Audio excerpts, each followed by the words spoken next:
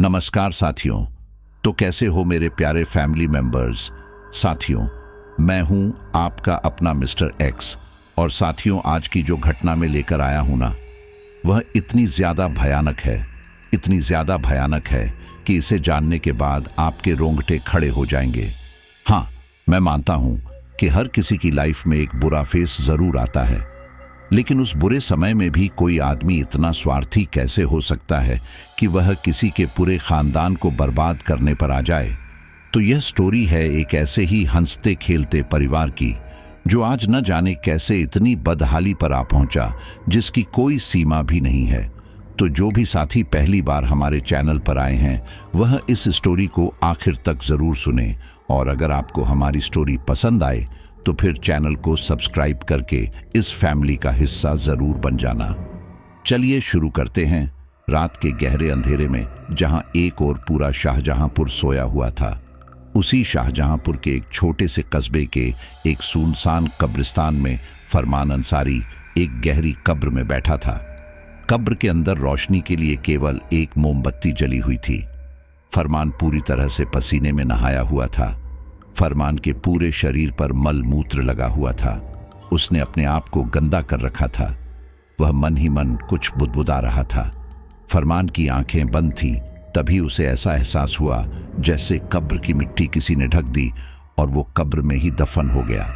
एक पल के लिए वह डर तो गया था, लेकिन उसने अपनी आंखें नहीं खोली, क्योंकि वह जानता था कि यह मात्र एक छलावा है। जब उसे धीरे धीरे सब कुछ सामान्य होता नजर आया तो उसने पूरी श्रद्धा के साथ दोबारा अपना बुदबुदाना जारी रखा। वह शायद उर्दू या अरबी के कोई हुरूफ पढ़ रहा था। वैसे तो फरमान को पहले से ही गर्मी लग रही थी, लेकिन धीरे धीरे टेम्परेचर और भी ज्यादा बढ़ने लगा। गर्मी असहनीय होने लगी। अचानक उसके कानों में किसी के कदमों की आवाज आई। ऐसा लगा जैसे कोई उसकी तरफ बढ़ रहा है। उसने अपने मन की आंखों से देखा कि एक बेहद लंबे बालों वाली नग्न औरत, जिसके शरीर पर केवल गंदगी लगी हुई है, उसकी ओर आ रही है। वह औरत फरमान की ओर देखकर मुस्कुरा रही थी। अचानक वह औरत कब्र में कूद गई। बस तभी फरमान की आंख भी खुल गई। उसने अपने आसपास देखा कि मोमबत्ती बुझी हुई है और आसपास की गंदगी उसके लिए सोने चांदी जैसे हो गई है। हालांकि वह गंदगी एक आम व्यक्ति के लिए गंदगी ही थी, लेकिन फरमान के लिए किसी खजाने से कम नहीं थी। फरमान मोमबत्ती की रस्सी को देखता है, जिसमें से लगातार धुआं निकल रहा था और कब्र के बाहर ऊपर की ओर जा रहा था। फरमान ने भी ऊपर की ओर देखा तो पाया कि मोमबत्ती से निकले धुएं ने सिपली की आकृति बना ली है। सिपली एक ऐसी जन्नात जो अपने बुरे कामों के लिए जानी जाती है। धीरे धीरे वह आकृति भयानक रूप लेने लगती है। फरमान का दिल घबरा तो रहा था, लेकिन वह अपने आप को मजबूती से कब्र के अंदर रखता है और फिर अचानक वो आकृति हवा में कहीं खो जाती है। फरमान इधर उधर देखता रह जाता है। फरमान मन ही मन बहुत खुश था। वह जल्दी से अपना सारा सामान समेटता है और कब्र के बाहर आता है। आसपास कोई नहीं था। फरमान जल्दी से कब्र की मिट्टी ढक देता है, लेकिन आसपास की कब्रों में बहुत सारे लोग खड़े दिखाई देते हैं। वो सब रूहें थीं। उनमें से कुछ देखने में थोड़ी डरावनी लग रही थी, तो कुछ बहुत ही शांत थी। फरमान उन सब लोगों की तरफ ध्यान नहीं देता, बल्कि अपने रास्ते की ओर कदम बढ़ाता है और चुपचाप अपने घर चला जाता है। पूरी रात फरमान खुशी के मारे सो नहीं पाता। अगले दिन सुबह होते ही वह अपनी ससुराल, जो कि शाहजहांपुर के ही एक अन्य कस्बे में थी, वहां पर पहुंच जाता है। फरमान अपने घर का इकलौता लड़का था। उसकी पत्नी 1 साल पहले मर चुकी है और उसके 2 बच्चे भी हैं। वह अपने घर में अपने पिताजी के साथ ही रहता है। माँ का भी काफी समय पहले देहांत हो गया था। वहीं दूसरी ओर फरमान के बच्चे पिछले 6 महीने से अपनी नानी के घर थे। उन्हें नानी के घर छोड़ने का फैसला खुद फरमान का था। वह कभी कभी अपने ससुराल चले जाया करता था। फरमान के ससुराल में उसकी एक छोटी साली आयशा थी, साथ ही सास ससुर भी थे। फरमान को देख उसके दोनों बच्चे महक और शानू एकदम खुश हो जाते हैं। फरमान भी अपने बच्चों के लिए बहुत सारे खिलौने और चीजें लेकर आया था, लेकिन फरमान को देखकर शायद उसके सास ससुर जावेद और फातिमा खुश नहीं थे। फरमान अपने बच्चों से मिलने के बाद बैठक में जाता है। वहां उसके ससुर बैठे थे। फरमान जाते ही सबसे पहले अपने ससुर को सलाम करता है। जावेद मियां सलाम तो ले लेते हैं, लेकिन उनके सलाम में भी एक बेरुखी थी। फरमान चुपचाप सोफे पर बैठ जाता है और कहता है, अब्बा, मैं पिछली बार के लिए माफी मांगता हूं। मुझे ऐसा व्यवहार नहीं करना चाहिए था, लेकिन मैंने किसी गलत इरादे से आयशा का हाथ नहीं मांगा था। आप तो जानते ही हैं कि महक और शानू अभी काफी छोटे हैं, और वैसे भी मैं लोगों की बातों में आ गया था। सभी ने मुझसे कहा कि खाला मां के बराबर प्यार करेगी, बस इसीलिए मैंने आयशा से शादी का जिक्र किया। लेकिन मैं अपनी गलती पर शर्मिंदा हूं, और अब आप फिक्र मत कीजिए, हम आयशा की शादी बड़े ही धूमधाम से करेंगे। तभी आयशा अपनी बहनोई साहब के लिए चाय नाश्ता भी ले आती है। फरमान आयशा को एक नजर ऊपर से नीचे तक देखता है। फरमान के देखने पर आयशा थोड़ा असहज महसूस करती है। वह चुपचाप चाय नाश्ता रखकर वापस चली जाती है। बैठक में जावेद और फरमान आपस में बातें कर रहे थे। वहीं दूसरी ओर आयशा अपनी अम्मी के पास रसोई घर में थी। वह थोड़ी घबराई हुई थी। वह अपनी अम्मी से बोली, अम्मी, ये जीजू यहाँ क्यों आए हैं? पिछली बार इतना ड्रामा किया था, अब कौन सा नया ड्रामा करेंगे? फातिमा ने कहा, देखने से तो नहीं लग रहा कि कोई ड्रामा करने आया है, बाकी देखते हैं। आयशा कहती है, मुझे बड़ी टेंशन हो रही है, कहीं उनकी वजह से मेरे ससुराल वालों पर कोई असर न पड़े, कहीं वो रिश्ता खत्म ना कर दें। फातिमा कहती है, बेटा तू चिंता मत कर, हम ऐसा नहीं होने देंगे। फरमान ने हमारी बड़ी लड़की जीनत की जिंदगी तो तबाह कर ही दी थी, लेकिन तेरे साथ खिलवाड़ करने नहीं देंगे। कुछ ही देर में फरमान वापस अपने घर जाने लगता है। तब फातिमा और आयशा भी बाहर आते हैं। जावेद फरमान से कहता है, अब सब बातें भूली जा रही है तो पुरानी बातें भी भूल जाते हैं। 3 दिन बाद आयशा की मंगनी है, तुम भी आ जाना। फरमान कहता है, जी अब्बा, क्यों नहीं, लेकिन देखो आयशा को मेरा दिल रखना होगा। यह सुनने के बाद सभी लोग हैरानी से फरमान की ओर देखते हैं। फरमान हंसकर कहता है, अरे मतलब मैं जो कपड़े में लेकर आऊंगा आयशा को वही कपड़े पहनने होंगे। तभी फातिमा कहती है, अरे ये आप कैसी बातें कर रहे हैं, आप कपड़े क्यों लाएंगे, और वैसे भी मंगनी में वो लोग तो जोड़ा चढ़ाएंगे ही। फरमान कहता है, हाँ वो लोग तो अपने आने के बाद चढ़ाएंगे ना, लेकिन मंगनी वाले दिन आयशा अपने जीजा का इतना मान तो रख सकती है कि कुछ देर के लिए ही सही मेरी पसंद के कपड़े पहन ले। अगर ऐसा होता है तो मैं समझूंगा कि आयशा ने भी मुझे माफ कर दिया। तुरंत जावेद कहता है, हाँ ठीक है, कोई बात नहीं, अगर तुम्हें इसमें खुशी मिलती है तो यही ठीक। फरमान सबसे विदा लेता है, अपने बच्चों को प्यार करता है और वापस अपने घर आ जाता है। उधर फातिमा जावेद पर चिल्लाती है, आपने फरमान को कपड़ों के लिए हाँ क्यों की? क्या हमारे पास कपड़े नहीं है? क्यों किसी का एहसान लेना भूल गए? उसने कितना ड्रामा किया था, मुझे तो आज भी वो दिन याद आता है तो शर्म आती है कि ये इंसान हमारे घर आया ही क्यों। दरअसल जीनत की शादी जब फरमान से हुई थी तो शुरू में सब कुछ बहुत अच्छा था, लेकिन धीरे धीरे फरमान और जीनत में दूरियां बढ़ती गई। पता चला कि फरमान किसी दूसरी लड़की के चक्कर में है, इसीलिए जीनत और फरमान में अक्सर झगड़ा हुआ करता था। बात इतनी बढ़ गई थी कि जीनत कई बार अपने घर आकर बैठ गई। वह फरमान से बहुत प्यार करती थी, इसलिए न तो उसे छोड़ पा रही थी और न ही उसके साथ रह पा रही थी। वहीं दूसरी ओर फरमान भी कई बार जीनत से माफी मांगता और वापस वही हरकतें करने लगता।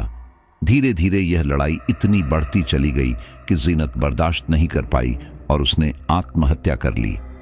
ये बात सभी रिश्तेदारों को पता भी थी कि जीनत ने आत्महत्या फरमान की वजह से की है।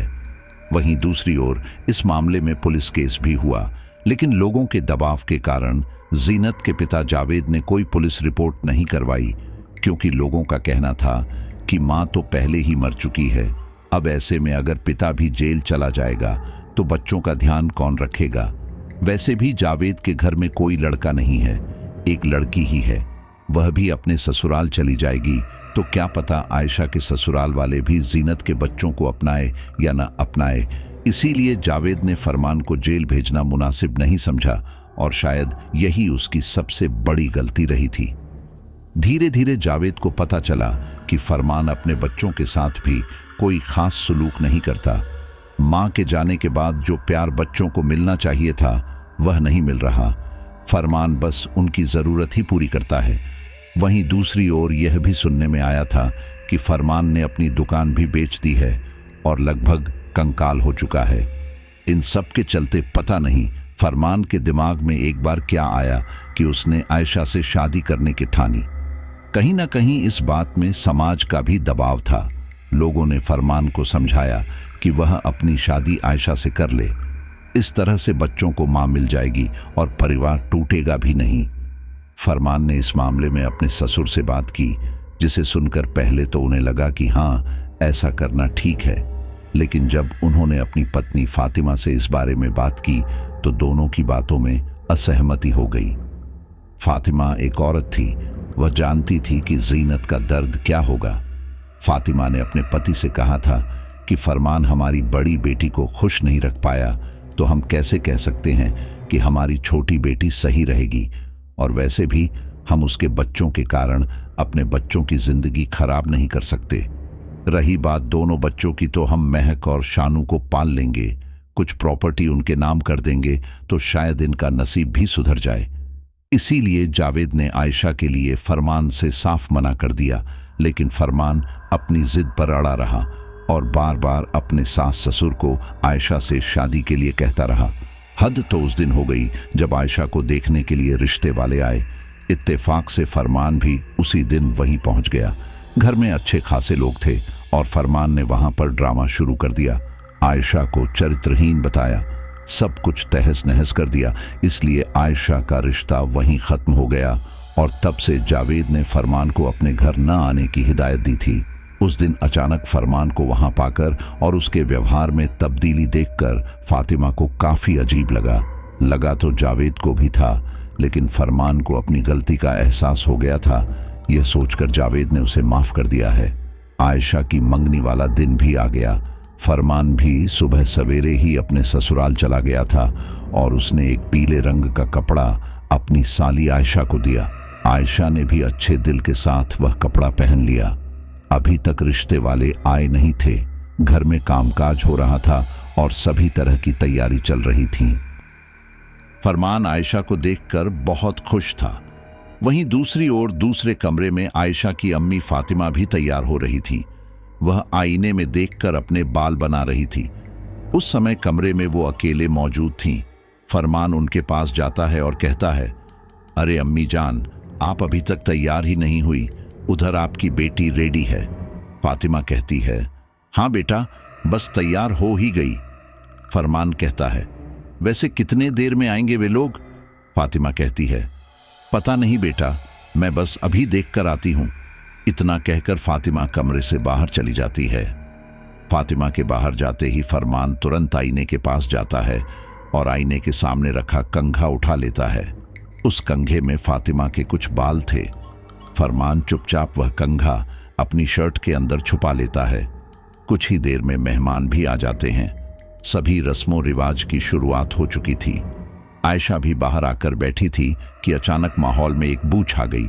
ऐसा लगने लगा कि जैसे कोई चीज सड़ रही हो या फिर इस तरह की गंध आ रही थी जैसे मलमूत्र की गंध हो। अचानक उस गंध से सभी ने अपनी नाक सिकुड़ ली, लेकिन धीरे धीरे वह गंध थोड़ी कम होती गई। जब आयशा सभी औरतों के बीच बैठी हुई थी, तब अचानक उसे ऐसा महसूस होने लगा जैसे उसका सिर घूम रहा है। पहले तो उसने खुद को कंट्रोल करने की काफी कोशिश की, लेकिन जब वह खुद को कंट्रोल नहीं कर पाई तो वह सोफे पर पीछे की ओर गिर गई। अचानक आयशा को बेहोश देख सभी लोग घबरा गए। उसे तुरंत कमरे में लेकर जाया गया। जैसे ही आयशा को होश आया तो वह रोने लगी। सभी ने उससे पूछा कि आखिर रो क्यों रही हो, लेकिन वह वजह नहीं बता पा रही थी। आयशा बस रोए जा रही थी। कुछ लोगों ने सोचा शायद रिश्ता पक्का हो गया है, इस वजह से रोना आ गया है। अपने माँ बाप को छोड़ने का दुख तो हर किसी को होता है, लेकिन हैरानी तब हुई जब आयशा का रोना बंद ही नहीं हो रहा था। कोई भी लड़की माँ बाप से दूर होने पर रोती तो है, लेकिन इस तरह भी नहीं जिस तरह से आयशा रो रही थी। कुछ ही देर में आयशा की आंखें सूज गई, चेहरा लाल हो गया था। सब उसे चुप कराने की कोशिश कर रहे थे, लेकिन किसी को समझ नहीं आ रहा था कि आयशा इस तरह बिहेव क्यों कर रही है। रोते रोते वह एक बार फिर बेहोश हो जाती है और इस बार डॉक्टर को बुलाया जाता है। डॉक्टर आयशा का चेकअप करता है तो कहता है, इनका बीपी लो है, फिलहाल उनके पास से भीड़ भाड़ हटा दी जाए और इन्हें आराम करने दिया जाए। आयशा की हालत देखकर उसे बिल्कुल अकेला छोड़ दिया जाता है। वहीं दूसरी ओर मेहमानों को भी काफ़ी देर हो रही थी, इसलिए जावेद सभी से माफ़ी मांगते हुए उन्हें उनके घर विदा कर देते हैं। लेकिन जावेद और फातिमा अपनी बेटी के लिए एकदम से परेशान हो गए थे। उन्हें समझ नहीं आ रहा था कि आज उनकी बेटी के साथ अचानक क्या हुआ। फरमान भी चिंतित था। उसने अपने सास ससुर को समझाया और कहा, आप चिंता मत करो, शादी कोई छोटी मोटी चीज़ तो होती नहीं है। रिश्ता पक्का हो गया है, इसीलिए वह टेंशन में आ गई होगी। जब होश में आएगी तो सब कुछ ठीक हो जाएगा। आप लोग भी आराम कर लो, मैं चलता हूँ। फरमान अपने साथ ससुर को समझा बुझाकर अपने घर चला जाता है। जावेद मियाँ और फातिमा अपनी बेटी को लेकर पूरी रात चिंता में जागे रहते हैं, जबकि फरमान खुद को अपने घर के एक कमरे में बंद कर लेता है। वह अपने कमरे में अंधेरा करता है और केवल एक मोमबत्ती जलाकर जमीन पर बैठ जाता है। इसके बाद वह थैले से एक नर कंकाल की खोपड़ी निकालता है, जिसमें से तेज दुर्गंध आ रही थी, लेकिन फरमान को उस दुर्गंध से कोई भी फर्क नहीं पड़ रहा था। फरमान उस खोपड़ी को मोमबत्ती के चारों ओर 11 बार गोल गोल घुमाता है। इसके बाद वह अपनी शर्ट से वह कंघा निकालता है जो उसने चुरा के रखा था। फरमान उसमें से सारे बाल निकाल लेता है और फिर उन मोमबत्ती की लौ में जलाने लगता है। ऐसा करते समय फरमान के चेहरे पर एक अलग ही मुस्कान थी। फरमान देखता है कि धीरे धीरे मोमबत्ती की लौ गहरे नीले रंग की होती जा रही है और ऊंची भी उठ रही है, जो इस बात का संकेत था कि उसका जादू काम कर रहा है। जैसे ही वो लौ पूरी तरह से जल जाती है, वैसे ही कमरे में और भी तेज दुर्गंध फैलने लगती है। वह दुर्गंध कमरे के बाहर भी जाने लगती है। बारामदे में ही फरमान के पिता भी सो रहे थे। उस गंध से उनकी आंख भी खुल जाती है, लेकिन वह समझ नहीं पाते कि यह गंध कहां से आ रही है और किस चीज की है। जबकि फरमान तो चैन की नींद अपने बिस्तर पर सो जाता है, वहीं दूसरी ओर दिन निकलते ही फातिमा के सिर में भी तेज दर्द होने लगता है। पहले तो वह हिम्मत करके घर के काम करती है, लेकिन जब देखती है कि दर्द ज्यादा ही तेज है तो बिस्तर पर पड़ जाती है। जावेद मियाँ अपनी बीवी को एक पेन किलर देते हैं, जिससे सिर के दर्द में कोई भी आराम नहीं होता। वहीं दूसरी ओर आयशा भी उठ चुकी थी। वह अपने और अपनी अम्मी के लिए चाय बनाती है। उसका चेहरा बहुत ही मुरझाया हुआ लग रहा था। जावेद मियाँ अपनी पत्नी और बेटी को लेकर काफी चिंतित हो गए थे। जब फातिमा के सिर का दर्द नहीं रुका तो वह अस्पताल चली गई। वहां तेज पावर की दवाई दी गई तो उसे कुछ आराम हुआ। वो वापस घर आ गई। घर आते ही उसे तेज दुर्गंध महसूस होने लगी।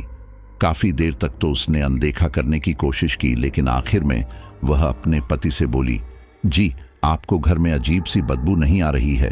जावेद मियाँ कहते हैं, हाँ आ तो रही है, लेकिन पता नहीं किस चीज की है। वैसे तो साफ सफाई भी अभी हाल फिलहाल में ही की है, फिर भी जब तुम्हारी तबीयत ठीक हो जाए तो एक बार और अच्छे से देख लेना, कहीं कोई चूहा तो नहीं मर गया। फातिमा हाँ में सिर दिला देती है। रात का समय था। वहीं दूसरी ओर आयशा अपने कमरे में लेटने चली जाती है। जैसे ही वह तकिए पर सिर रखती है, तब उसे ऐसा एहसास हुआ जैसे कोई उसके बराबर में लेटा है। आहट से उसने तुरंत करवट ली, लेकिन उसके पास कोई नहीं था। उसकी नजर दरवाजे पर गई तो दरवाजा भी बंद था। कमरे में अंधेरा था। एक लैंप की रोशनी के जरिए कमरे का हल्का फुल्का सामान दिखाई दे रहा था। तभी आयशा के सिरहाने पर रखा पानी का एक गिलास अपने आप नीचे गिरकर टूट गया। आयशा तुरंत उठकर बैठ गई। उसने नीचे देखा तो गिलास के टुकड़े टुकड़े हो गए थे। आयशा ने सोचा, कहीं कोई चूहा तो नहीं जिसने ये गिलास गिरा दिया। आयशा जिस जगह पर खड़ी थी उसके सामने ही ड्रेसिंग टेबल थी।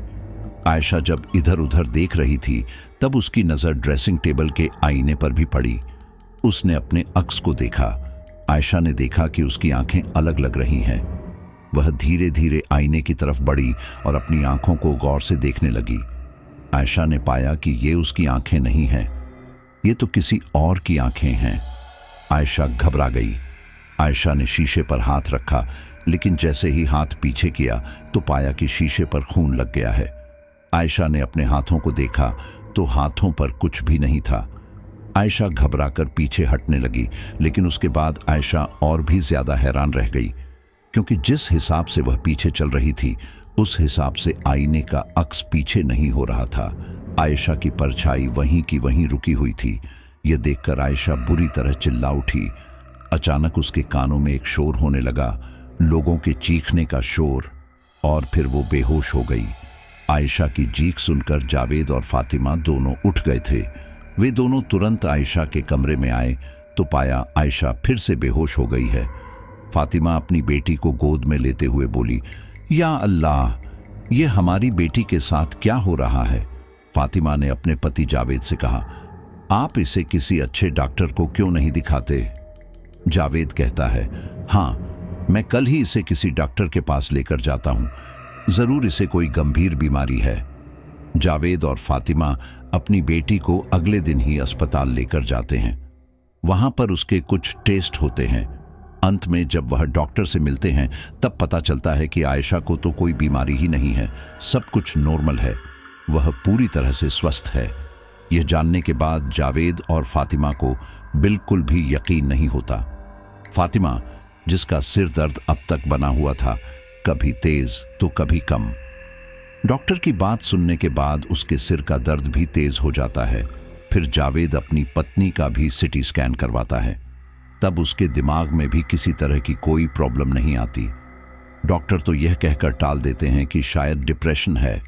डिप्रेशन जैसी चीज अल्ट्रासाउंड या फिर किसी टेस्ट में बहुत ही मुश्किल से आती है या फिर आती ही नहीं। जावेद और उसका परिवार बहुत परेशान थे। आयशा की हालत धीरे धीरे गिरने लगती है, वह कमजोर होती जाती है और उसके चेहरे का रंग भी काला पड़ता जाता है। इन सब के बीच जब एक बार जावेद के घर उनके रिश्तेदार रशीद मिलने आए, तब वह आयशा को पहचान ही नहीं पाए, क्योंकि काफी हद तक आयशा बदल चुकी थी। जावेद मियां के रिश्तेदार रशीद ने आयशा की हालत देखकर कहा, अरे जावेद भाई, तुम्हारी लड़की का यह हाल कैसे हो गया? जावेद ने कहा, बस क्या बताऊं, पता नहीं किसकी नजर लग गई मेरी बेटी की खुशियों को। वह मंगनी वाला दिन था और आज का दिन है, तब से मेरी बेटी ठीक ही नहीं रहती। रशीद पूछता है, शादी का क्या रहा? शादी कब तक करेंगे वे लोग? ये सुनते ही जावेद अपना सिर नीचे झुका लेता है। रशीद कहता है, माफ करना भाई, शायद मैं ज्यादा ही बोल गया। जावेद ने कहा, अरे तुम क्यों माफी मांगते हो? क्या करें, हमारा तो नसीब ही खराब है। किसी ने उनसे कह दिया कि लड़की बीमार रहती है, पता नहीं कौन कौन सी बीमारियां बता दी। उन लोगों ने रिश्ता तोड़ दिया। अब जो भी हमारी बेटी की किस्मत में है वही होगा। फातिमा भी वहीं बैठी थी। वह बोली, मैं भी आए दिन बीमार रहने लगी हूं, पता नहीं मेरे बाद जीनत के बच्चों का क्या होगा, उन्हें कौन देखेगा। तभी रशीद को ध्यान आता है कि एक बार फरमान ने भी आयशा से शादी के लिए कहा था, इसीलिए वह बोलता है, अच्छा जावेद भाई, मैंने सुना था कि आपके बड़े दामाद ने आयशा के लिए रिश्ता मांगा था। रशीद की इस बात पर जावेद और फातिमा एक दूसरे को देखते हैं। जावेद कहता है, हाँ, लेकिन हमने उसे मना कर दिया था। रशीद ने कहा, लेकिन आपने मना क्यों किया? अरे महक और शानू भी तो आपकी बेटी की ही औलाद है। चलिए, तब आपने मना कर दिया था तो अभी सही, अब आयशा की शादी तो वैसे भी रुक चुकी है, और जिस तरह से आप बता रहे हो कि लोग इधर उधर बातें फैला रहे हैं कि आयशा बीमार रहती है, ऐसे में उसका कोई दूसरा रिश्ता आना भी मुश्किल है, तो क्यों ना आप आयशा की शादी फरमान से ही कर दें। यह सुनते ही फातिमा का दिल घबरा उठता है। वह तुरंत बोलती है, अरे ये क्या कह रहे हैं आप? हम अपनी बेटी की शादी फरमान से क्यों करें? नहीं, हम ऐसा नहीं करेंगे। रशीद फातिमा को समझाता है, अरे भाभी जी, आप क्यों इतनी टेंशन लेती हैं? फरमान से भी गलती हो गई थी और अब वह ऐसा नहीं रहा। मैं जानता हूं कि आप ज़ैनत परेशान रही हैं, लेकिन मुझे नहीं लगता फरमान आयशा को परेशान रखेगा। आप एक काम कीजिए, आप जल्द से जल्द आयशा की शादी फरमान से कर दीजिए। और वैसे भी कुछ बीमारी ऐसी होती है जो शादी के बाद ठीक हो जाती है। हो सकता है आयशा भी शादी के बाद ठीक हो जाए। आप ही सोचिए कि आप इन 2 बच्चों को कब तक अपने पास रख लेंगी। आपके आगे पीछे कोई भी नहीं है। इधर आयशा की खुद तबीयत ठीक नहीं रहती। एक बार मौका देने में क्या जाता है। फातिमा और जावेद रशीद की इस बात पर शांत रहते हैं। कुछ देर बाद रशीद जाने लगता है, लेकिन जाते जाते कहता है, जावेद भाई मैं फिर आऊंगा, आप मेरी बात पर गौर जरूर करना। रशीद के जाने के जावेद फातिमा से फरमान के बारे में बात करता है, लेकिन पता नहीं क्यों फातिमा का दिल फरमान के लिए गवाही नहीं दे रहा था। लेकिन जो हालत हो रहे थे उसे देखते हुए फातिमा को दिमाग से काम लेना पड़ता है और फिर वह भी फरमान और आयशा की शादी के लिए राजी हो जाती है। जल्द ही आयशा का सादा निकाह कर दिया जाता है और फरमान के साथ रुखसत कर दिया जाता है। महक और शानू भी अपने पिता के घर जा चुके थे। फरमान बड़ा खुश था। उसने जो चाहा उसे वह मिल गया। कुछ दिनों के बाद अचानक फातिमा को ब्रेन हैमरेज हुआ और मौके पर ही उसकी मौत हो गई। जावेद को तो यकीन ही नहीं हुआ कि उसकी बीवी उसे छोड़कर चली गई। जब फातिमा की मैयत घर में रखी हुई थी तो जावेद न केवल दुखी था बल्कि वह परेशान और हैरान भी था। उसे समझ नहीं आ रहा था कि आखिर उसकी बीवी को हुआ क्या था, कौन सी बीमारी हुई थी। उसने फातिमा को कई अच्छे डॉक्टर को दिखाया था, कई जांच कराई थी, लेकिन कभी कोई मर्ज निकल कर नहीं आता था। वो पहला दिन था जब जावेद को एक अजीब एहसास हुआ। उसे कुछ बातें खटकी। उस दिन जावेद ने सोचा कि जो कुछ भी हुआ है ये कोई सामान्य बात नहीं है। फातिमा की मौत इत्तेफाक की मौत नहीं है। इसके पीछे शायद कोई बहुत बड़ा कारण है। आयशा की शादी को अभी 15 दिन भी नहीं हुए थे कि फातिमा की मौत के बाद जावेद घर में पूरी तरह अकेला हो चुका था। वैसे तो रिश्तेदार उससे मिलने आते जाते रहते थे, लेकिन फिर भी बेटी और पत्नी की कमी तो कोई पूरा नहीं कर सकता था। वही कुछ हाल जावेद के साथ भी था। आने जाने वाले लोगों में से एक व्यक्ति ने जावेद से कहा, जावेद मियाँ तुम्हारी भी उम्र हो गई है, अकेले भी पड़ गए हो। अल्लाह बेहतर जाने कब तुम्हारी भी आंख मिट जाए। तुम्हारी अच्छी खासी प्रॉपर्टी है, इसे बच्चों के नाम कर दो तो बेहतर रहेगा, उनका भविष्य भी संवर जाएगा। जावेद को भी यह बात ठीक लगती है, क्योंकि सच में अब उसका इस दुनिया में था ही कौन। आयशा की शादी कर दी थी, वह भी उसकी दूसरी बेटी के बच्चों को पाल रही थी। ऐसे में जावेद ने अपनी सारी प्रॉपर्टी, यहां तक कि वो घर जिसमें वह खुद रह रहा था, वह घर भी आयशा और फरमान के नाम करने की सोची। एक दिन जावेद इसी सिलसिले में कचहरी जा रहे थे। कचहरी जाते समय उन्हें एक पकौड़ी वाले के ठेले के पास फरमान दिखाई दिया। जावेद मियाँ तो तब हैरान रह गए जब उन्होंने फरमान के स्कूटर पर किसी दूसरी औरत को देखा। जावेद ने देखा कि फरमान उस औरत से बेहद खुश होकर बातें कर रहा है। वो औरत भी बार बार फरमान के कंधे पर हंस हंस कर हाथ रख रही है। जावेद फरमान के पास जाने ही वाला था कि उससे पहले फरमान वहां से चला गया। जावेद भागकर पकौड़ी वाले के पास पहुंचा। उसके चेहरे पर चिंता थी। पकौड़ी वाले ने तुरंत कहा, और चाचा कितने की पकौड़ी लगा दूं? लेकिन जावेद तो अपने दामाद में खो गया था। वह बोला, अरे भाई साहब, अभी जो यहां एक आदमी आया था स्कूटर पर, उसके साथ वह औरत कौन थी? पकौड़ी वाला बोला, और कौन? उसकी बीवी या माशूका ही होगी। वो तो अक्सर यहां आते जाते रहते हैं। वो भाई साहब हमेशा इन्हीं के साथ आते हैं। वैसे आप ऐसा क्यों पूछ रहे हैं? आपका बेटा है क्या? जावेद तो जैसे सदमे में चला गया। वह पकौड़ी वाले का कोई जवाब ही नहीं दे पाया। उसकी आंखों में आंसू आ गए। एक बार फिर उसके सामने बीता हुआ कल आ गया। उसे अपनी पहली बेटी यानी कि जीनत की वो सारी बातें याद आने लगी जो अपने पापा से कहती थी। जावेद याद करने लगा कि किस तरह से जीनत फरमान की शिकायतें करती थी। फरमान दूसरी औरतों के साथ घूमता फिरता है, उन पर खर्च करता है, घर पर ध्यान नहीं देता। जावेद बेचारा उल्टे पैर घर लौट गया। अब उसका दिल अपनी बेटी आयशा को देखने के लिए तरस रहा था। वही एक ओर आयशा के हालात भी कुछ ठीक नहीं थे। वह फरमान के साथ चुपचाप चली तो गई थी, लेकिन वह दिन ब दिन एग्रेसिव होती जा रही थी। फरमान आयशा के साथ अच्छा सलूक नहीं करता था। वह केवल जिस्मानी ताल्लुक बनाने के लिए ही आयशा के करीब जाता था। कहने को तो आयशा शरीर से पूरी तरह से कमज़ोर हो चुकी थी, लेकिन फरमान शायद इस बात से अनजान था कि आयशा के अंदर उसकी खुद की रूह नहीं है। उसने आयशा के साथ जो खेल खेला है, उस खेल ने आयशा की रूह को किसी और के कब्जे में कर दिया है। और आयशा के अंदर की रूह को यह बिल्कुल भी पसंद नहीं आता था कि फरमान उसके थोड़ा सा भी करीब आए। एक रात फरमान देर रात घर लौटा। आयशा और बच्चे सभी सो गए थे, इसलिए आयशा की आंख एकदम नहीं खुल पाई। उसने देर से दरवाज़ा खोला, लेकिन जैसे ही दरवाज़ा खोला, फरमान आयशा पर गुस्सा करने लगा। इतनी देर कहाँ थी? इतनी देर से दरवाज़ा क्यों खोला? आयशा डरी सहमी खड़ी थी। फरमान ने तुरंत आयशा को थप्पड़ लगाया और कहा, जुबान पर लकवा पड़ गया क्या? बोलती क्यों नहीं है? कहाँ थी? इतना कहकर फरमान ने आयशा को जोर से धक्का दिया, जिससे वह नीचे गिर गई। फरमान गुस्सा करते हुए कमरे में चला गया। वहीं दूसरी ओर आयशा किचन में फरमान के लिए पानी लेने चली गई। वह अपनी ही सोच में गुम हो गई थी। उधर फरमान गुस्से में था। उसने आयशा को आवाज लगाई, अब कहाँ मर गई? बिस्तर पर आने के लिए भी तुझे न्योता दूंगा। बस यह बात सुनते ही आयशा का खून खौल उठा। उसकी आंखें गुस्से से लाल होने लगी। शरीर में एक नई ऊर्जा बहने लगी। उसके हाथ में कांच का गिलास था, जो कि पानी से भरा हुआ था। आयशा को इतना गुस्सा आ रहा था कि उसने गुस्से से वह कांच का गिलास ही तोड़ दिया। उसका हाथ पूरी तरह से खून से भीग गया।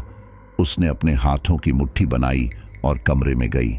उसके चेहरे पर गुस्सा साफ नजर आ रहा था। फरमान ने जैसे ही आयशा का वो चेहरा देखा, उसे हंसी आई। वह हंसते हुए बोला, ओहो, मैडम को गुस्सा आ रहा है। आयशा का गुस्सा और भी ज्यादा बढ़ने लगा। फरमान उसे चिढ़ाते हुए बोला, तुम लोग मुझ पर गुस्सा करोगे? भूला नहीं हूं तेरे बाप ने कितनी बातें सुनाई थी, और तेरे बाप से ज्यादा तेरी माँ ने बातें सुनाई थी। आज देख ले, कहाँ है तेरी माँ? उसे मारकर तो मुझे बड़ा ही सुकून मिला। जल्द ही तेरा बूढ़ा बाप भी मर जाएगा, और फिर मैं तुझे भी खत्म कर दूंगा, और जितना भी माल है सब मेरा ही हो जाएगा। आयशा भी शांत थी, लेकिन गुस्से में थी। फरमान को लगा कि शायद आयशा गुस्से में कुछ बोलेगी तो वह उसे बहाने से फिर मारेगा, लेकिन ऐसा नहीं हुआ। आयशा ने कुछ नहीं कहा, लेकिन फरमान गुस्से में उठा और उसने आयशा की चुन्नी नीचे खींचकर फेंक दी और उसे बिस्तर पर धक्का दे दिया। बस अब आयशा बर्दाश्त नहीं कर सकती थी। जैसे ही फरमान उसके करीब आया, उसने फरमान को एक जोर की लात मारी, जिससे फरमान तेजी के साथ दीवार पर जा टकराया। अब फरमान को गुस्सा आ गया और उसे बहाना मिल गया। उसने सोचा, अब तो यह आयशा मेरे हाथों से गई। फरमान ने जैसे ही आयशा के थप्पड़ मारने के लिए अपना हाथ उठाया, आयशा ने फरमान का हाथ पकड़ लिया और मरोड़ दिया। फरमान दर्द से कराह उठा। फरमान खुद को संभालता उससे पहले ही आयशा ने फरमान के कंधे पर वार कर दिया। फरमान की गले की हड्डी टूटने की आवाज आई।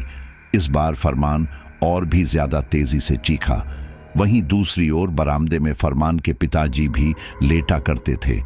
उन्हें फरमान की चीखने की आवाज आई। हालांकि उन्हें फरमान की आवाज काफी देर से आ रही थी, लेकिन फिर भी वह कुछ बोल नहीं रहे थे, क्योंकि वह जानते थे कि फरमान उल्टे दिमाग का है। वह जीनत के साथ भी ऐसे ही पेश आता था। तब भी फरमान के पिता ज्यादा कुछ नहीं बोलते थे, लेकिन आज जब उनको अपने बेटे की आवाज आई तो वह तुरंत फरमान के कमरे में गए। देखा तो दरवाजा खुला हुआ था और आयशा फरमान के सीने पर पैर रखकर खड़ी थी। फरमान का एक हाथ बेसुध जमीन पर पड़ा था और वह दूसरे हाथ से आयशा का पैर हटाने की कोशिश कर रहा था, लेकिन आयशा बाल खुले, आंखों में गुस्सा लिए फरमान के सीने को पैर से मसल रही थी। आयशा का यह रूप देखकर फरमान के पिता भी एकदम घबरा गए। उन्होंने चिल्लाकर कहा, आयशा बेटा, यह क्या कर रही हो? आयशा ने गुस्से में अपने ससुर की ओर देखा और एक मर्दानी आवाज में कहा, दिख नहीं रहा बुढ़े, क्या कर रही हूं? इसे मार रही हूं। फरमान के पिताजी आयशा की बदली आवाज सुनकर डर गए। कुछ देर तक तो उनकी जुबान से कुछ निकला ही नहीं, लेकिन फिर उन्होंने कहा, लेकिन बेटा, उसे छोड़ दो, वह मर जाएगा, उसका दम घुट रहा है, वह तुम्हारा शौहर है। आयशा ने गुस्से में कहा, चुप कर बुड्ढे, तुझे आज पता चल रहा है यह मेरा शौहर है। जब इतने दिनों से मेरे साथ बुरा सलूक कर रहा था तब कहाँ था? तुझे तो तब भी खबर थी ना। तू क्या सोचता है आज तक मैं चुप रहा तो अब भी चुप रहूंगा? यह आयशा सिर्फ और सिर्फ मेरी है। मैं अब तक सिर्फ इसीलिए चुप रहा क्योंकि इस लड़की के शरीर में आने का जरिया यह फरमान था, लेकिन अब मैं बर्दाश्त नहीं कर सकता। अब आयशा सिर्फ मेरी है। इसे जो करना था इसने कर लिया, लेकिन मैं आयशा को किसी को नहीं दे सकता। मैं इसे अपने साथ लेकर जाऊंगा। कोई भी मेरे और आयशा के बीच में नहीं आ सकता। इतना कहते ही आयशा का कमरा का दरवाजा अपने आप बंद हो जाता है। फरमान के पिताजी बेसुध से खड़े रह जाते हैं। कुछ सेकंड बाद जब उन्हें लगता है कि उनके बेटे की जान खतरे में है तो वह आस पड़ोस के लोगों को बुलाते हैं और अपने बेटे की जान बचाते हैं। आयशा का इतना बुरा हाल था कि वह 4-5 लोगों के कब्जे में भी नहीं आ रही थी। उसके शरीर में बहुत ताकत आ चुकी थी। उसकी बदली आवाज सभी ने सुनी थी। उसका वह रूप देखकर सभी घबरा गए थे, लेकिन फरमान की हालत भी कुछ ठीक नहीं थी। अगर कुछ देर तक लोग आयशा को कब्जे में ना करते तो शायद फरमान मर जाता। खैर, जैसे तैसे करके फरमान की जान बच जाती है और आयशा का हाल देखकर एक कमरे में बांध दिया जाता है ताकि वह फिर से किसी पर अटैक न कर सके। फरमान को भी प्राथमिक इलाज दिया गया। फरमान खुद हैरान और परेशान था कि आयशा को अचानक यह क्या हो गया, लेकिन कहीं ना कहीं वह यह जान चुका था कि यह सब कुछ जादू का असर है, उसके अमल का असर है जो उसने कब्रिस्तान में बैठकर किया था। फरमान कोई अमली तो था नहीं जो इन सब कामों में बहुत माहिर और होशियार हो। उसने किसी के कहने पर वह सिफली अमल कर लिया था, लेकिन वह उसके परिणामों से वाकिफ नहीं था। अब तक सब कुछ फरमान के हिसाब से चलता रहा, लेकिन अब आयशा की हालत देखकर वह भी डर चुका था। वहीं दूसरी ओर जावेद को भी यह खबर लग चुकी थी कि आयशा की तबीयत बहुत ज्यादा खराब है, इसलिए वह अगले दिन ही अपनी बेटी से मिलने चले जाता है। वहां चलकर पता चलता है कि आयशा ने रात फरमान को बहुत मारा। जावेद अपनी बेटी के करीब जाता है तो अपनी बेटी का हाल देखकर घबरा जाता है। आयशा को बांध कर रखा गया था। जावेद मियां गुस्से में चिल्लाने लगते हैं और कहते हैं, यह मेरी बेटी के साथ क्या किया? मैं तुम लोगों को छोड़ूंगा नहीं। इतना कहते कहते वह अपनी बेटी को खोलने लगता है, जबकि फरमान और उसके पिता जावेद को बहुत रोकते हैं, लेकिन वह अपनी बेटी को इस हाल में नहीं देख सकते थे, इसलिए वह जल्दी से अपने बेटी को आजाद कर देते हैं। फिर आयशा अजीब तरह से हंसने लगती है। जैसे ही वह हंसती है तो जावेद आयशा के दांतों को देखता है जो पूरी तरह से काले पड़ चुके थे। हंसते हंसते आयशा अपने ही बालों को नोचने लगती है और हाथों से उखाड़ने लगती है। जावेद आयशा को संभालते हैं और कहते हैं, बेटा यह क्या कर रही हो, ऐसे मत करो। लेकिन आयशा अपने पापा को भी धक्का देकर गिरा देती है।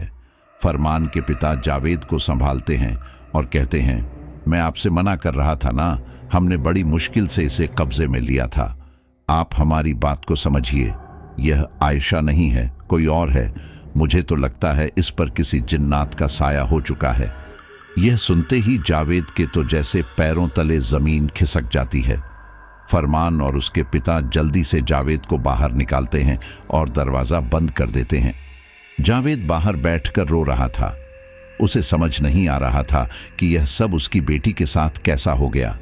तभी फरमान के पिताजी कहते हैं, आप चिंता मत कीजिए, हमने नासिर मियाँ को बुलाया है, वह अभी आयशा को देखेंगे। कुछ ही देर बाद एक मौलाना जिसका नाम नासिर था वह फरमान के घर आता है। वे लोग उसे आयशा के पास लेकर जाते हैं।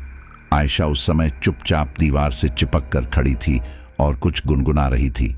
वह एक अलग भाषा में बोल रही थी जो शायद न तो उर्दू थी, न अरबी और न हिंदी इंग्लिश। नासिर मौलाना सबको बाहर रुकने के लिए कहता है और खुद कमरे में जाता है। वह आयशा को आवाज लगाता है, आयशा आयशा, लेकिन आयशा पलटकर नहीं देखती है। इसके बाद नासिर अपने थैले से एक शीशी निकालता है जिसमें पवित्र जल था। वह उस जल को आयशा के सिर पर छिड़कने लगता है, जिससे आयशा छटपटाने लगती है और गुस्से से नासिर की तरफ देखती है। अब तो आयशा के होंठ भी काले हो चुके थे और सूखे हुए थे। नासिर 2 कदम पीछे हटता है और कहता है, कौन है तू? क्यों परेशान कर रहा है इस लड़की को? यह सुनकर आयशा के अंदर से एक मर्दाना आवाज आती है, चला जा यहां से, चला जा। नासिर दोबारा थोड़ा सा पानी छिड़कता है और कहता है, नहीं जाऊंगा, तुझे यहां से जाना होगा। इतना कहकर नासिर मौलाना कुरान की कुछ आयतों का दम करके आयशा के ऊपर फूंकता है, जिससे आयशा तड़पती हुई दीवार से टकरा जाती है, लेकिन उसे गुस्सा बहुत आता है। वह दोबारा मर्दानी आवाज में कहती है, चला जा, वरना मैं इस लड़की को अपने साथ लेकर चला जाऊंगा। यह सुनते ही नासिर थोड़ा शांत होता है और प्यार से कहता है, लेकिन तू है कौन और इसके साथ क्या कर रहा है?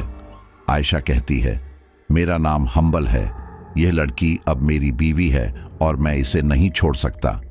नासिर मौलाना कहता है, लेकिन यह तेरी बीवी कैसे हो सकती है? यह तो फरमान की बीवी है, अभी कुछ दिन पहले ही इन दोनों का निकाह हुआ है। हम्बल कहता है, नहीं, फरमान झूठा है, आयशा से पहले ही मेरा निकाह हो चुका है। यह सुनते ही नासिर मौलाना थोड़ा हैरान रह जाता है। वह पूछता है, लेकिन कैसे और कब कब हुआ? हम्बल कहता है, इसकी सगाई वाले दिन मैंने इसकी रूह पर कब्जा कर लिया था। पूछो फरमान से, उसी ने तो जादू किया है, उसी ने तो अमल किया था, उसी की तो वजह से आज मैं आयशा से मिला हूं।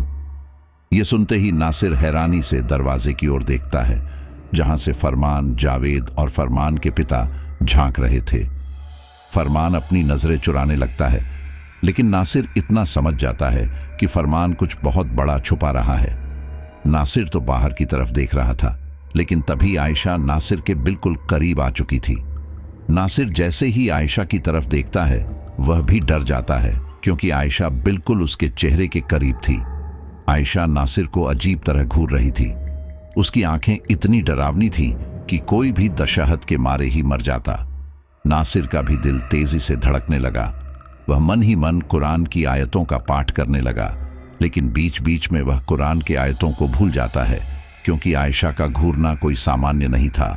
नासिर ने आज से पहले ऐसे कभी किसी को नहीं देखा था। नासिर वैसे ही कंफ्यूज था और तभी आयशा ने अपना मुंह खोला। उसके मुंह से काले रंग के पदार्थ की फुहार नासिर के मुंह पर गिरी, जो बहुत ही ज्यादा बदबूदार और चिपचिपी थी। नासिर आयशा की इस हरकत से इतना डर गया कि वह लड़खड़ाते कदमों से कमरे से बाहर चला गया। नासिर के बाहर जाते ही दरवाजा अपने आप बंद हो गया। नासिर ने सबसे पहले अपना मुंह धोया।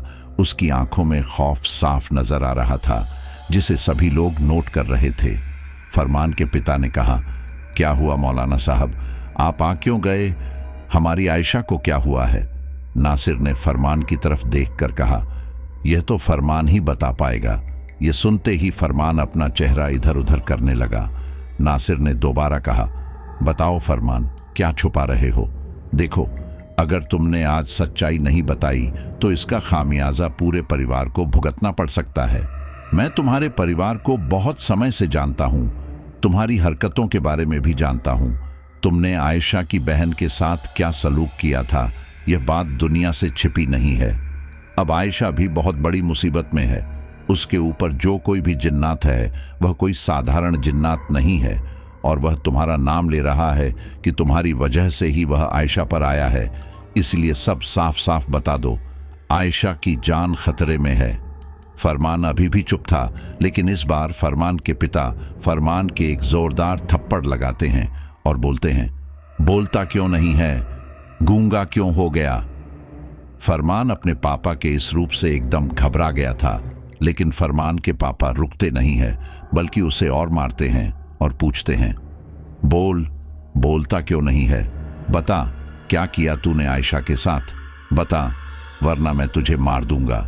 फरमान तुरंत अपने हाथ जोड़ लेता है और बचते हुए कहता है, बताता हूं अब्बा, मुझे छोड़ दो। जावेद और नासिर भी फरमान के पिता को दूर करते हैं।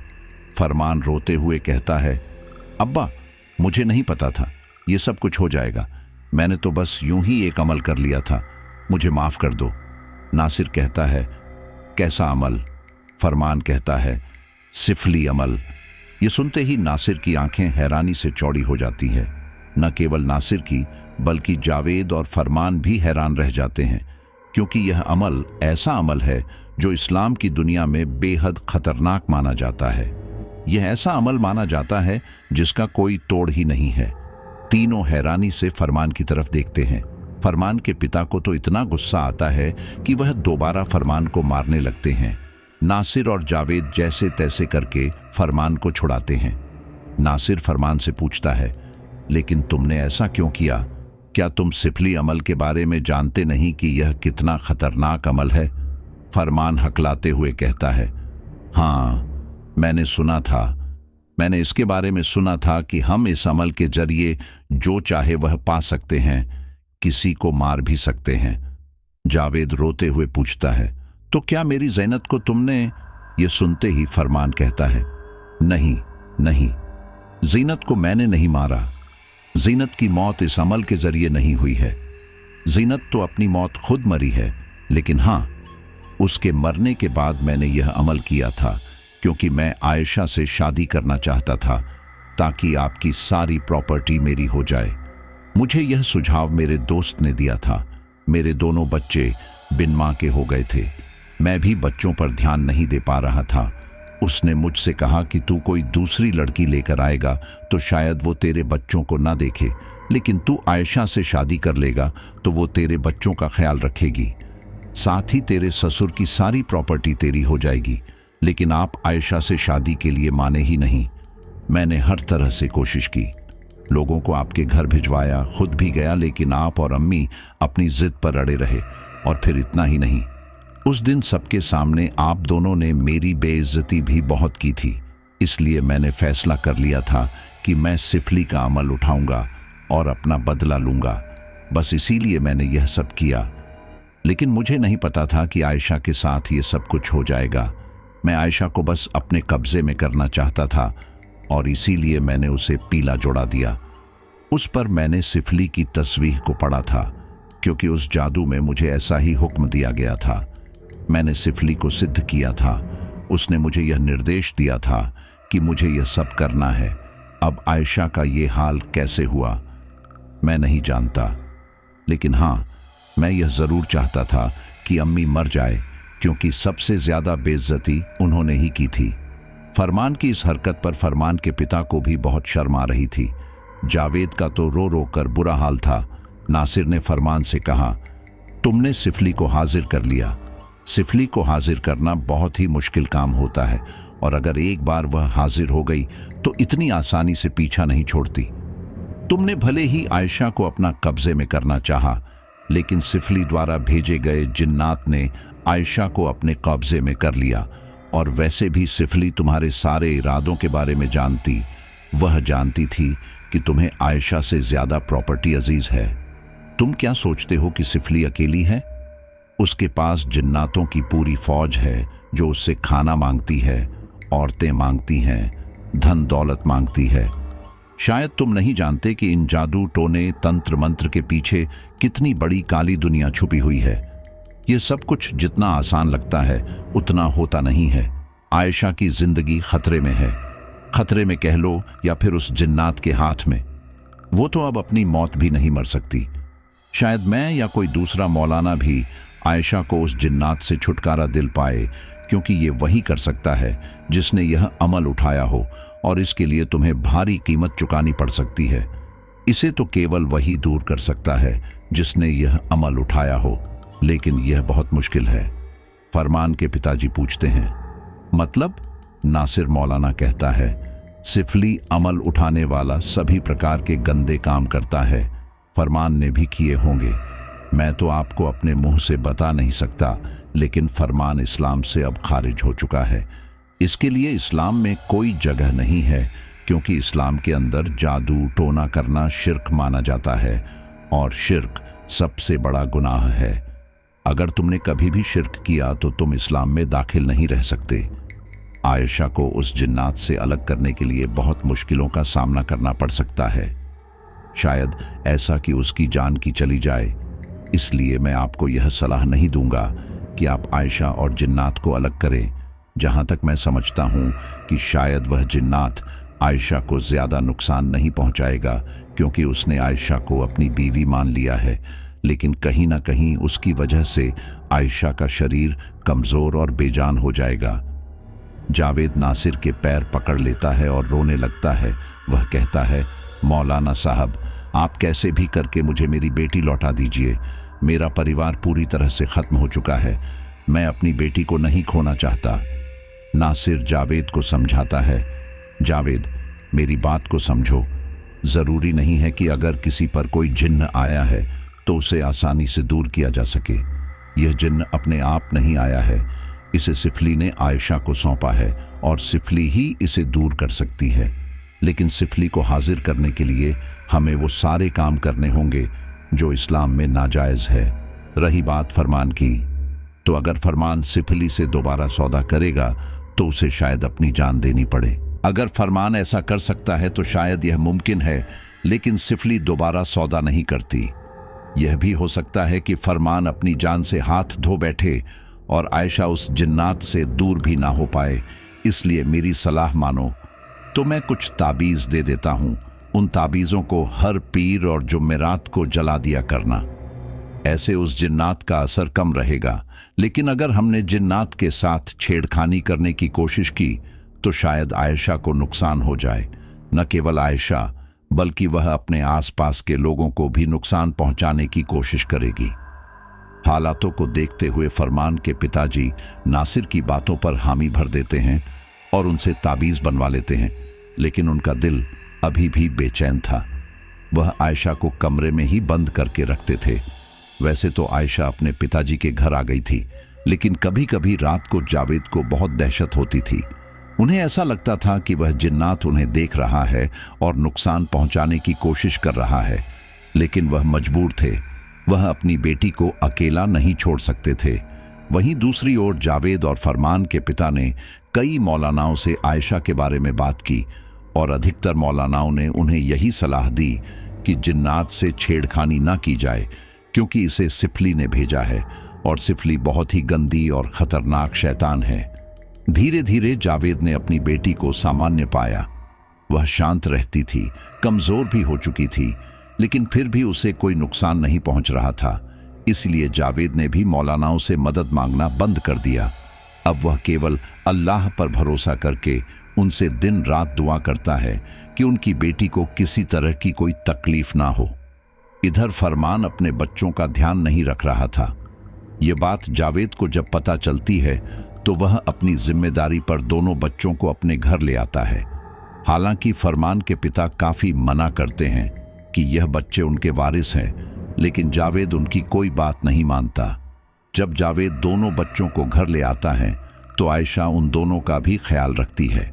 इससे जावेद को यह तो तसल्ली हो जाती है कि चलो, भले ही आयशा के अंदर कोई जिन्नात है, लेकिन वह कम से कम इन बच्चों का ध्यान तो रखता है। जावेद यह नहीं जानता था कि आयशा की जिंदगी कब तक की है और वह जिन्नात कब तक आयशा के साथ रहने वाला है। इसीलिए वह अपने दोनों बच्चों को किसी खास और अच्छे रिश्तेदार को देने का फैसला कर लेता है और लगभग 2 या 3 साल बाद उनके करीबी रिश्तेदार महक और शानू को गोद ले लेते हैं। जावेद की भी कुछ समय बाद मौत हो जाती है और आयशा अपने घर में अकेली रह जाती है। जावेद की मौत के बाद शुरू में तो पड़ोसी आयशा से मिलने से भी कतराते थे, लेकिन जब उन्होंने आयशा के व्यवहार में सीधापन देखा और देखा कि वो किसी को नुकसान नहीं पहुंचा रही है, तो लोग आयशा का थोड़ा बहुत ध्यान रखने लगे। वैसे तो आयशा के पास पैसों की कोई कमी नहीं थी, लेकिन फिर भी पास पड़ोसी कभी कभी उसे देखने के लिए आ जाया करते थे। जिन लोगों ने शानू और महक गोद लिया था, जावेद ने अपनी कुछ प्रॉपर्टी उनके नाम भी कर दी थी, ताकि वे लोग उन दोनों बच्चों का अच्छे से ध्यान रखें। वे लोग भी आयशा से मिलने कभी कभी आ जाया करते थे। उन्हें भी आयशा की हालत देखकर बहुत अफसोस होता था। खैर, जिंदगी धीरे धीरे आगे बढ़ी और फिर एक दिन अचानक आयशा अपने घर से कहीं चली गई। आस पड़ोस के लोगों ने उसे ढूंढने की काफी कोशिश की, लेकिन किसी को नहीं पता वह कहां गई। पुलिस में रिपोर्ट भी लिखाई गई, लेकिन उसका कुछ पता नहीं चला। इस तरह एक शैतानी अमल ने एक पूरा घर परिवार बर्बाद कर दिया। कभी कभी हम सोचते हैं कि हमारे अपने हैं, लेकिन हम गलत होते हैं। हमें नहीं पता कब किसके दिमाग में क्या चल रहा है। आज के जमाने में किसी के पास अधिक दौलत हो, अधिक खूबसूरती हो, तो वह भी उसके लिए अभिशाप बन जाती है, जैसे जावेद के परिवार के साथ हुआ। इसलिए अगर आपके पास जो भी अच्छी चीज है, यानी आपके पास धन दौलत पैसा हो, तो उसे दुनिया से छुपा के ही रखना चाहिए। किसी चीज का आपको अहंकार नहीं करना चाहिए कि मेरे पास फलां चीज है, क्योंकि आप माने या ना माने, लेकिन वाकई में लोगों की नजर लगती है। आप बस अपनी मेहनत सीक्रेटली कीजिए और अपनी सक्सेस का जश्न भी सीक्रेटली ही मनाए, क्योंकि अगर आपके पड़ोसियों को, रिश्तेदारों आदि को इन चीजों के बारे में पता चल जाता है, तो वह आपसे जल भून करके राख हो जाते हैं। उम्मीद करता हूं आप काफी कुछ समझ गए होंगे और बाकी आप खुद भी समझदार हैं। चलिए अब अपने कुछ साथियों का धन्यवाद करते हैं।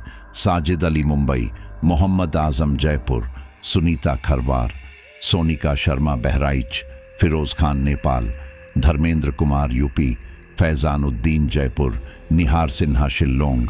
सभी का बहुत बहुत धन्यवाद। मिलते हैं अगली स्टोरी पर।